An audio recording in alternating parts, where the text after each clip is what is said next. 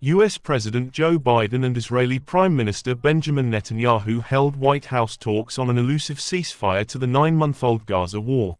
It was the first face-to-face talks for the two men since Biden traveled to Israel days after Hamas' October 7 attack, hugged Netanyahu and pledged American support. The visit coincides with a shift in American politics. Biden stepped aside from the U.S. presidential race under pressure from fellow Democrats and endorsed Harris for the party's 2024 presidential nomination. Netanyahu said, "Mr. President, we've known each other for 40 years, and you've known every Israeli prime minister for 50 years. From Golda Meir, so from a proud Jew Zionist to a proud Irish-American Zionist, I want to thank you for 50 years of public service and 50 years of support for the State of Israel. And I look forward to discussing with you today and working with you in the months ahead on the great issues before us." The two leaders have had strained relations for months over Israel's attacks on Gaza.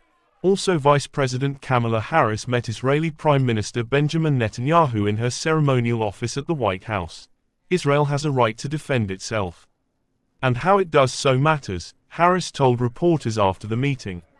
So I just had a frank and She said she raised her serious concerns about the scale of human suffering in Gaza. "I made clear my serious concern about the dire humanitarian situation there," she said. "I will not be silent."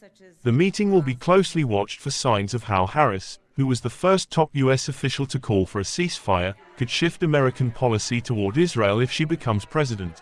Netanyahu's visit, his first to Israel's most important international ally since his late 2022 return to power for a record sixth term as prime minister, comes on the heels of Biden's dramatic decision not to seek re-election.